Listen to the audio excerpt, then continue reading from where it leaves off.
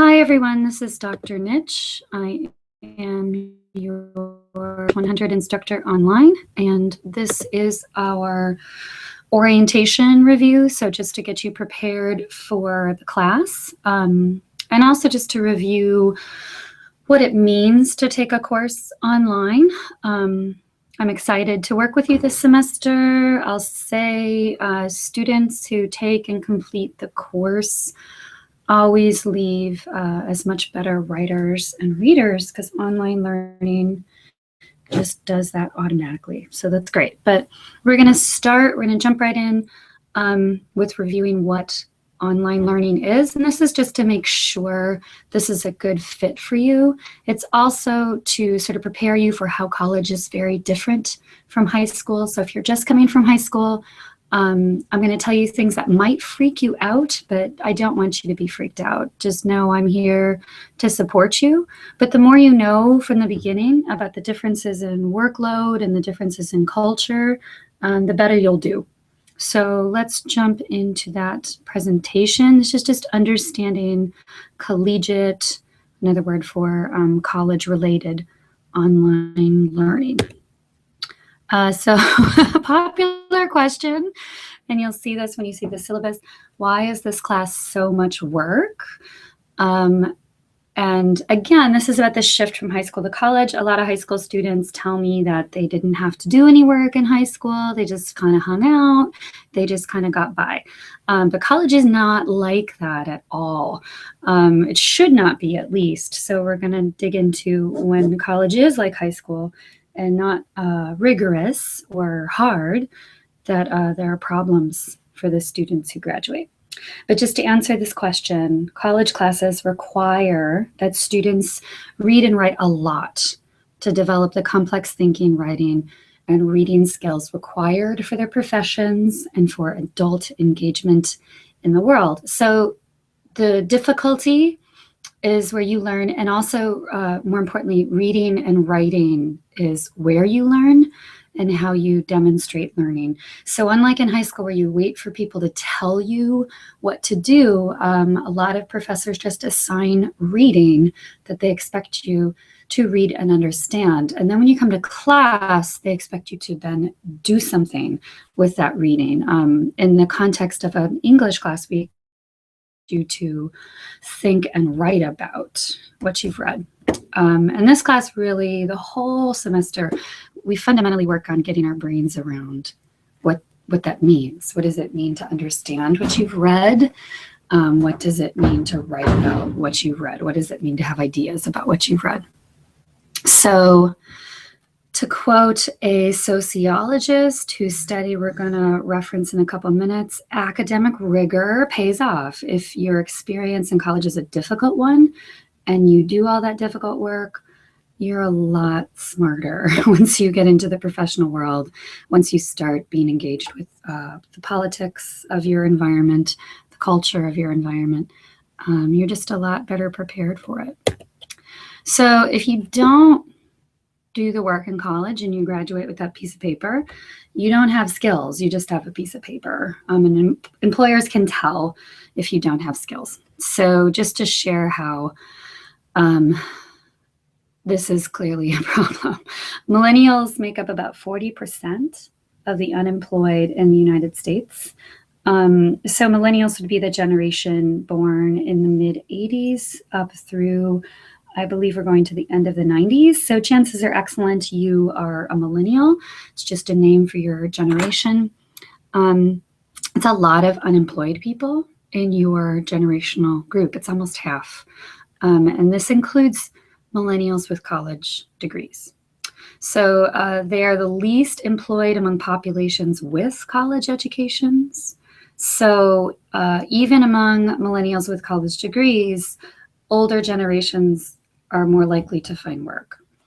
And among a large cohort, group of recent college graduates studied by Robert Arum and Jopinka Roska, 3/4 received financial support from their parents, and less than half had full-time jobs 2 years after graduation. So it's pretty serious. There's been a shift in college where some professors have made the work easier And students like that because they don't necessarily want to do a lot of work. I mean, certainly most college students don't want to do it. And if no one's making them do it, they're not going to do it on their own.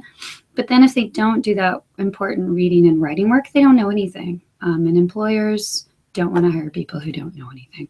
So 2 examples from my personal life, really from my husband's personal life. He works as a consultant, which is he has a really good job. He works in the field of energy efficiency. He gets paid very well, but he's also a very, very, very good writer. Recently, though, they fired a millennial whom they hired who had great math skills. He was a statistician, but he was a terrible writer and speaker. And when they realized that, he only had the job for 2 months. So even if you're awesome at math, it doesn't necessarily mean that you're going to get those really good jobs. You need to make sure you have those solid communication skills, both written and verbal. And so English 100, English 101, English 102, those classes are where you get that knowledge, where you develop those skills.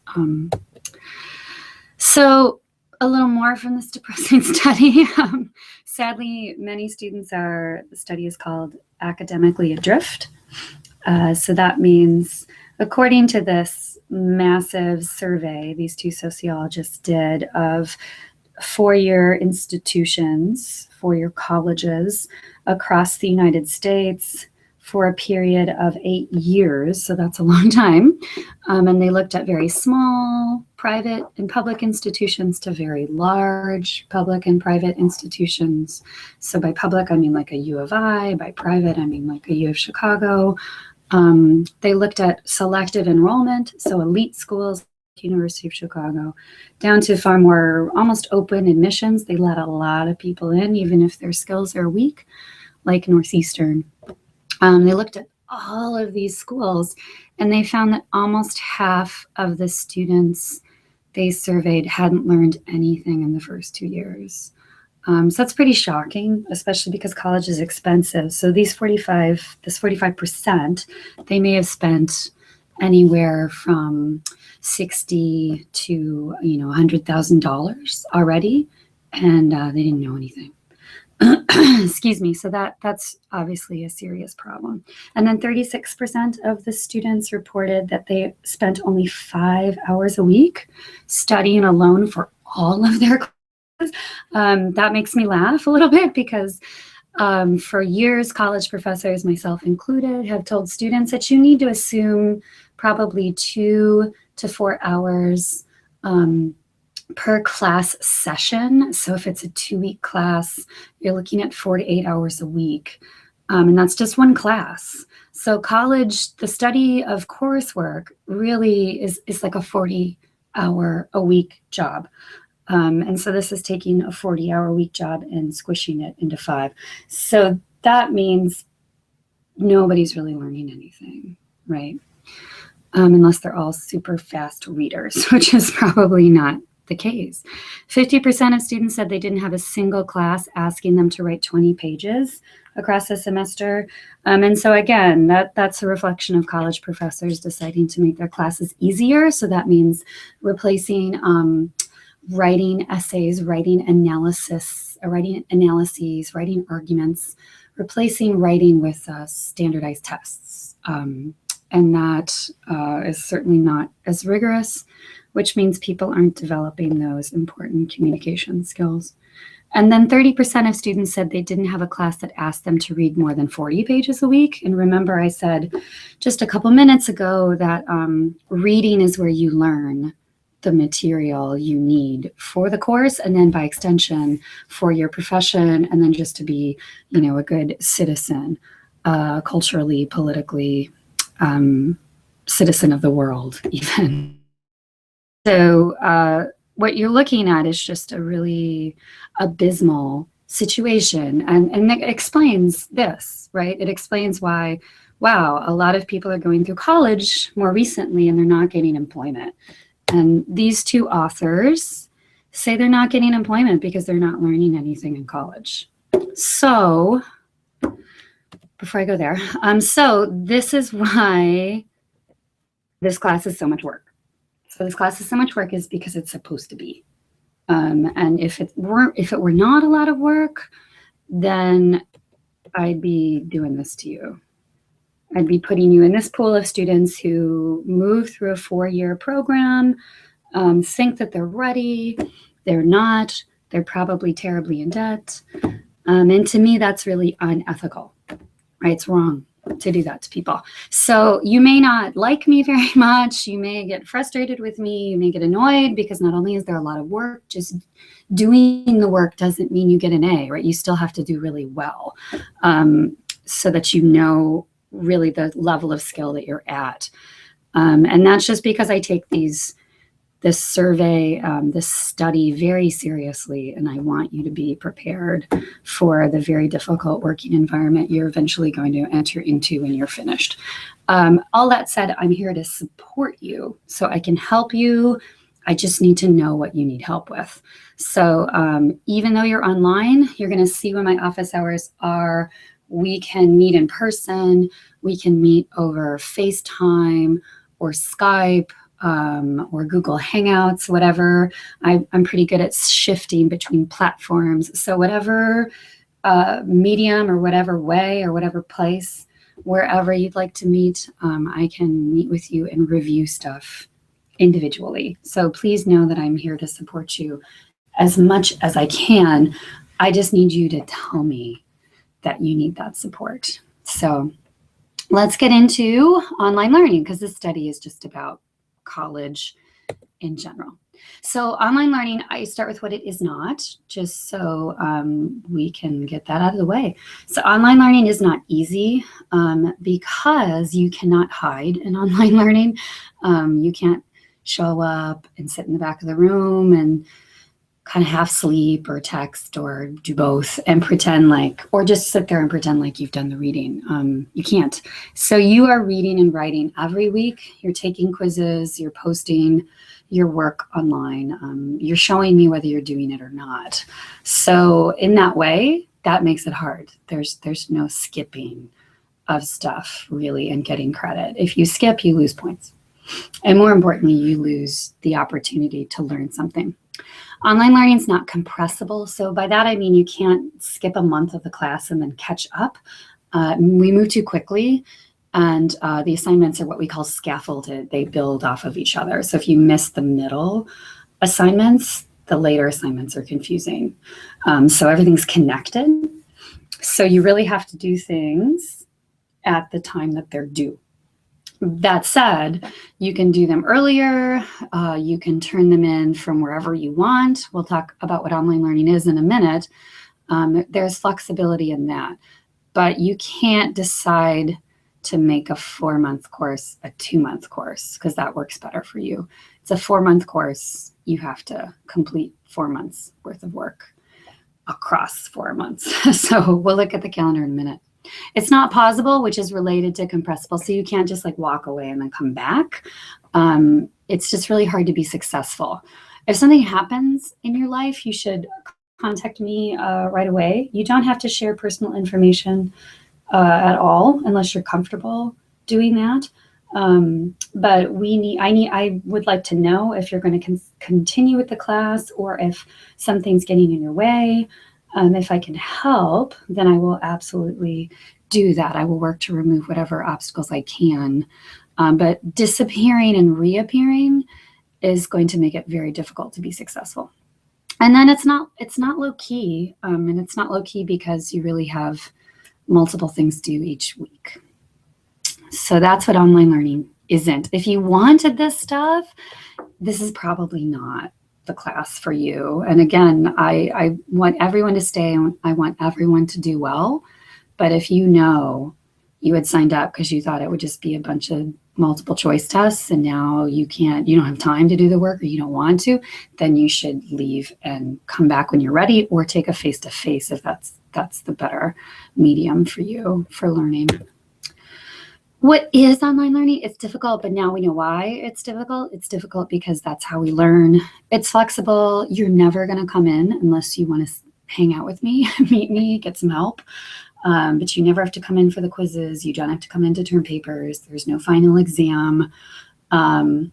So it's really flexible. You can do the work at home, at the library, at a coffee shop, wherever you want to do it, wherever you have internet access. It moves quickly, so that's good because it won't get boring because there's always stuff to do. It's demanding though. You really have to be good at managing your own time.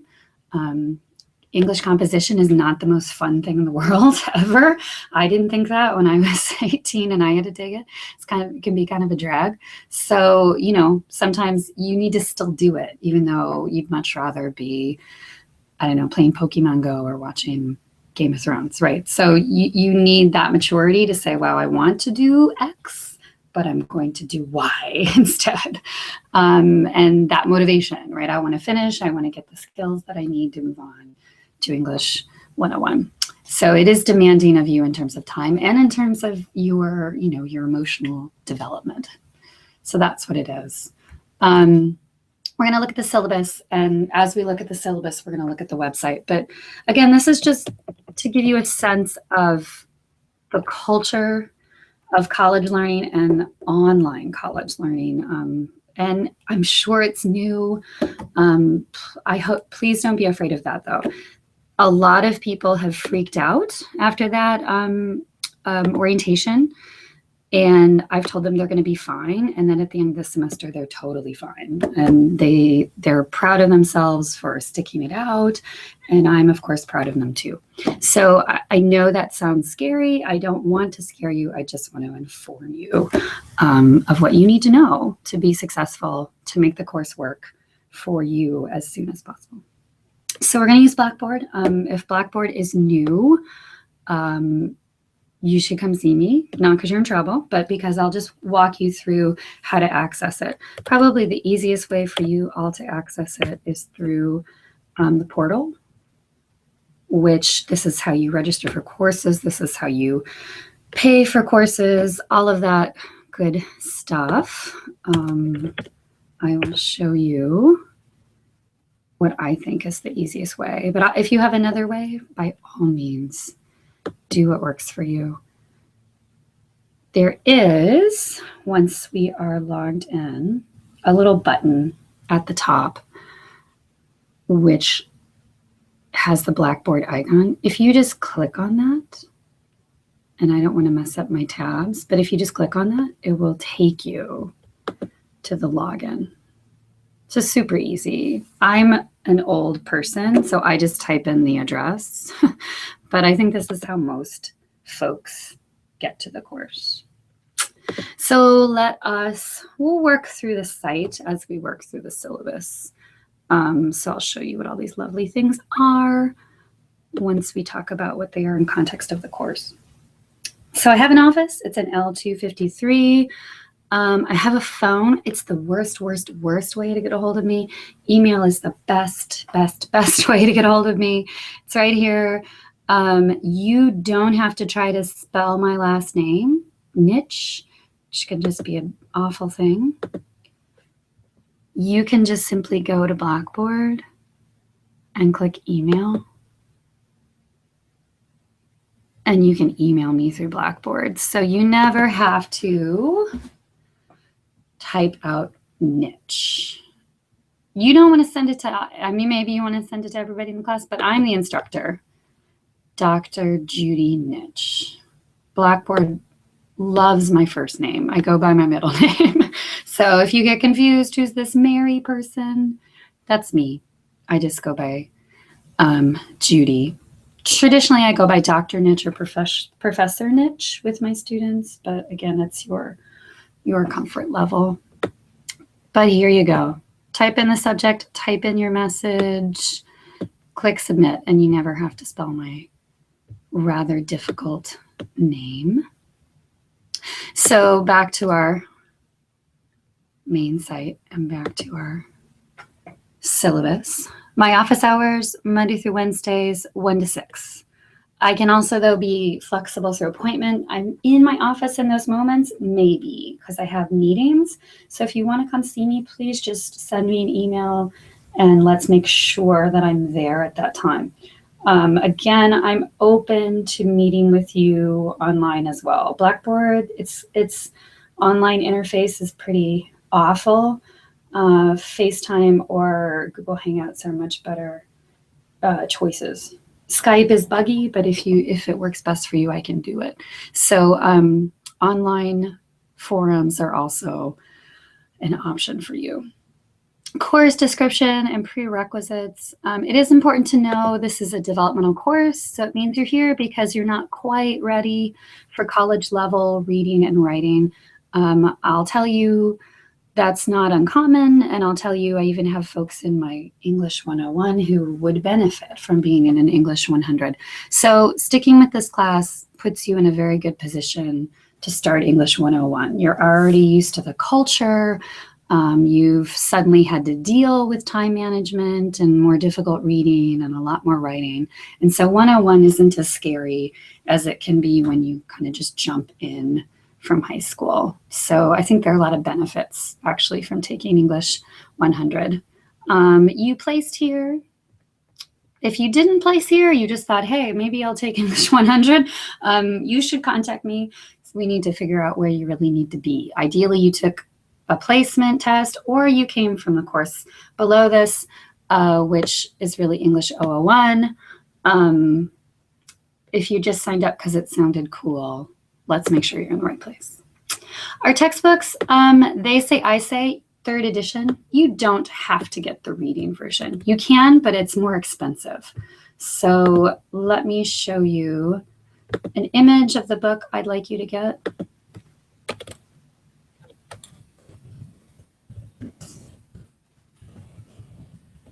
Sorry, force a habit. They say, I say, 3rd edition.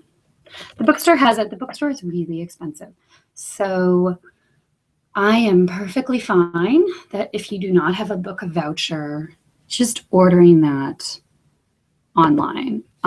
Ordering it used from Amazon. There are lots of copies for, say, $10. But this is the cover. It's black.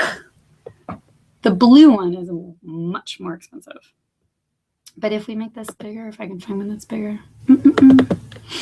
I can't, but you can see maybe, probably this one's better. You can see 3rd E, that's the 3rd edition right there. They say, I say, black.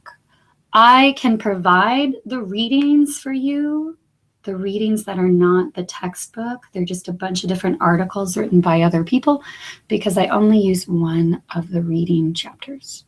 So legally, I can provide you with that. So you can go with the cheaper book. Because I assume people want to order it, and they often do, I post the first readings online. So if you go to textbook readings on Blackboard, you'll see chapter 1, chapter 2, and we read this really early.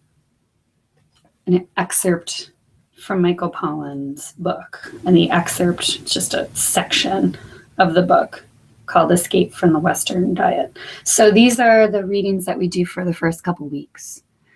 So that gives you some breathing room to shop around and get what you need. Back to the syllabus. Learning outcomes. This is teacher talk, but these are all the things that we're going to be learning how to do. Awesome stuff. Yes, you're going to write 20 pages, not all at once. You're going to write them over time in segments, but you are going to write a lot, and it's going to be good because it's going to make you a better writer. We do a bunch of different types of assignments listed here, and you can see the point values as well. Notice that the essays are worth and the summary are worth more than half of the class, and that's on purpose. So if you just do the little assignments, you're going to fail, right? You got to do these two. The little assignments are easier, but they're there to help you do the bigger assignments. So if you have to miss some, come back and look at the point values and make a good choice. Don't miss essay 1, miss a quiz.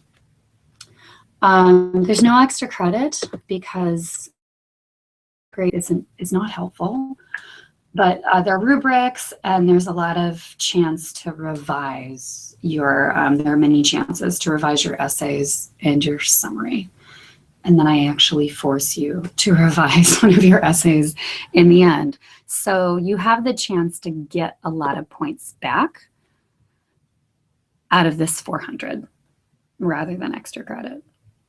Assignments, we use Blackboard for everything. So again, if you're Blackboard shy or if Blackboard is new, just let me know. We are going to use Google Docs for one collaborative assignment. Pretty soon I'll be posting a video about how to create your own Google Docs account. Do not use your personal Gmail account if you have one. I need you to create a new account, and it needs to follow a certain format. So the reason for that is I already know your Gmail or Google Docs account because you're following the format that I've set up. So nothing can get mistyped or confusing. We're going to work together, or I'm sorry, you're going to work in groups on Google Docs to compose what's called a synthesis essay, where you weave together 3 readings. It's later in the course, so we got a lot of time, but I'd like you to set up the Google account early, which would include Gmail, Docs, and a bunch of other stuff. Again, that video is going to follow next week, and I'll just gently remind you to set that up. Journal activities. This is getting into the types of assignments. So we have journal activities, reflection board, and quizzes. These are the little things. They're each worth 10 points. The point of them is practice. So I think of the journal activities as private practice. So nobody else sees this stuff. It's your attempt to practice the skill that the textbook is explaining. So if you think about it in terms of sports or music, right, it's your attempt to practice the chord privately or to practice your golf swing privately. No one's watching. And you get feedback. And then the reflection board is now public. And this is just to raise the stakes a little bit, but also to let you see what other people are doing. And then what I do is I give a shout out to people whose work is really strong. I say, hey, check out these 3 students' posts. It's not a discussion board though. It's not for you to chat with each other. Writing is collaborative, but at this stage, it's really helpful to work kind of on your own. And then also to see what other people are doing rather than to talk about what people are doing. This is practice. And then quizzes are just to get you to read. They are open notes. They're untimed. You can take as long as you want. You get up to 3 times to take them. They are accessible through Blackboard. You have to take them before the due date and time. Otherwise, the link goes away. And they cannot be made up because we move really fast. The quizzes are just reading. They're ways to incentivize reading, so to make you want to do it. But also they sort of let you know how well you're doing. So some questions are just comprehension, just really basic, what does this say? And other questions are deeper. They're asking you to really think harder about the texts. So I'm giving you different levels of reading questions. And it lets me see kind of where you're at as readers. It lets you see where you're at as a reader. If you struggle a lot with the quizzes, I'm going to contact you and say, hey, let's talk about how you're reading. And that's to get you help if you need it. Because if you don't read well, college is really, really hard. And it doesn't mean you can't get better. You absolutely can improve as a reader. You just need help figuring out how to do that. So the quizzes are important to me in the sense that they tell me who you are as a reader and how I can help you get better and how you can help yourself get better. And they're important to you because they're ways to get points. And because you can take them multiple times, you can do better. I always take the highest score. And usually the last attempt is the highest score. So let me show you the site. We have activity journal, discussion board, and quizzes.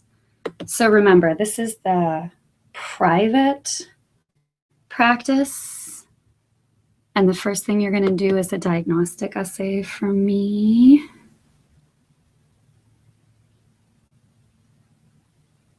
Okay, and then the discussion board. This is the public practice.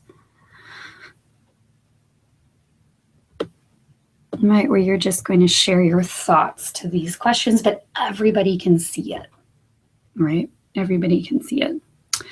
And then the quizzes.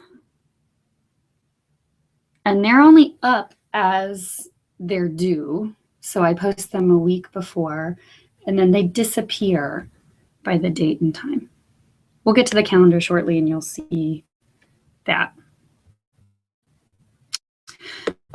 Big assignments, whoops, are the essays and the summary. This is the breakdown of those. I don't want to say too much about these assignments yet because they're not necessarily going to make sense. But just know you're going to write some long stuff. You're going to write about 4 to 6 pages by the time this class is over. That may seem very long to you. It may not seem very long to you. But I promise by the time we get to that point where you have to write 5 pages, 6 pages, you'll be ready. You'll feel like you have stuff to say because we'll have done lots and lots of practice. But the essays are due throughout the year. You have to reach the word count. If you do not, if it's too short, I give you a temporary 0, and then I contact you with some questions or directions to generate more ideas to lengthen the essay, right? You can revise anything you want, which means you can fix it and send it back to me after you get a grade if you don't like that grade. And the last essay of the course, I require you to do that. And then late policy, you can turn one of these essays in 24 hours late, no penalty. No penalty, no penalty. The small stuff I need on time because there's a lot of it and I don't want to fall behind in grading. And you need it pretty quickly. You need the feedback quickly. The essays, though, I can give you a day to get me that if something happens, if life happens, as we like to say. The essay stuff, though, on essays.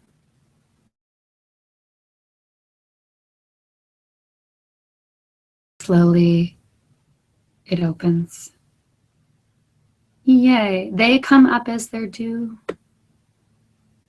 Oh no, I'm letting you see all of them. Normally I don't, but I'm just going for it. So you can see they're weirdly spaced. I apologize for that. Blackboard can do that when you cut and paste.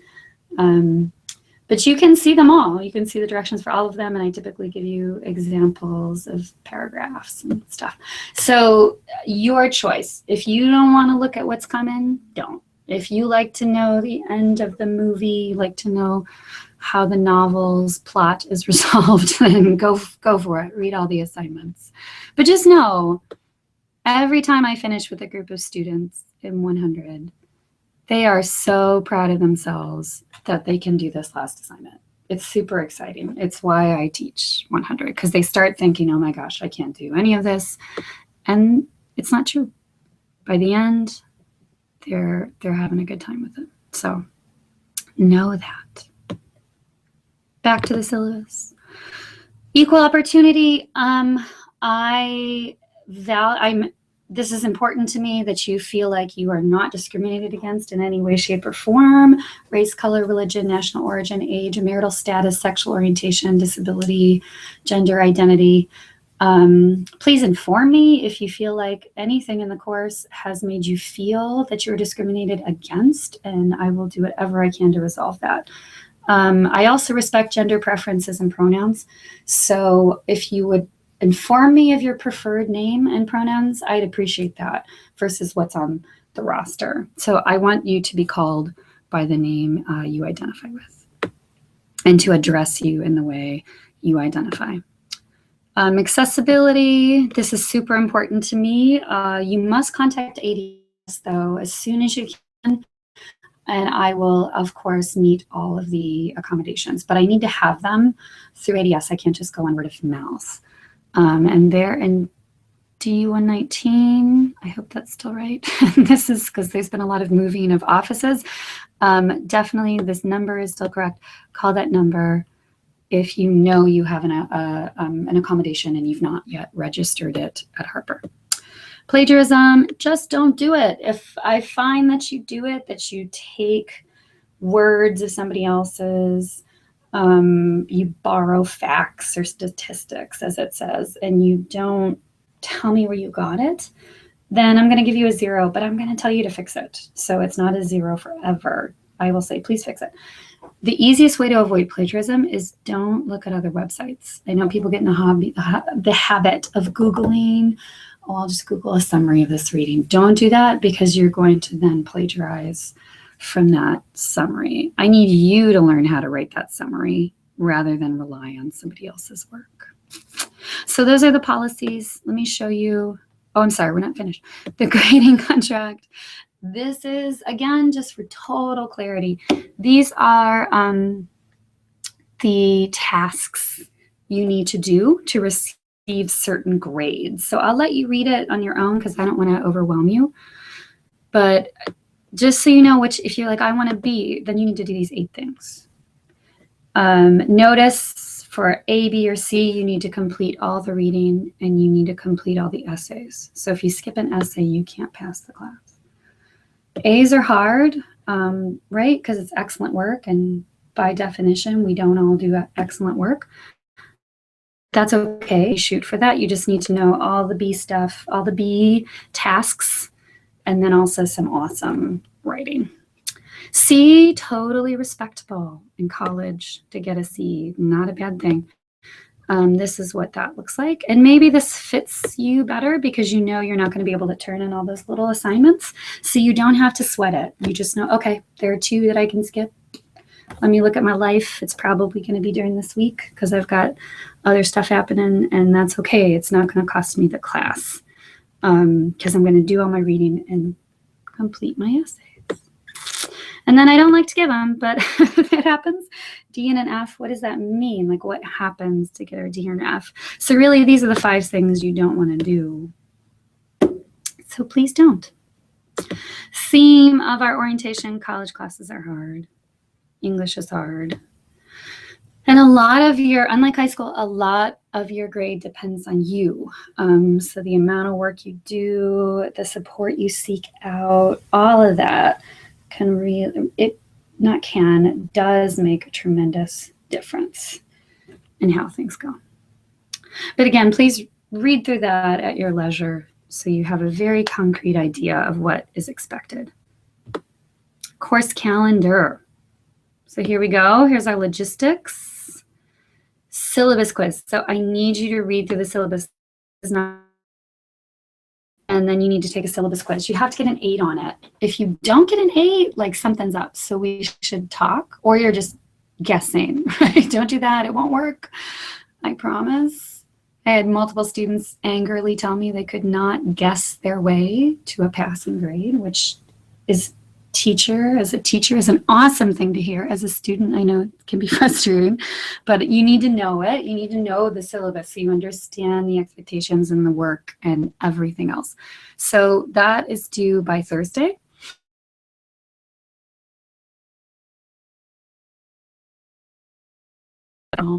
Really, the pattern of the course starts the next week. So just about every week looks like this. You have a quiz on Sunday over chapter 1, and they say, I say, starting with what others are saying.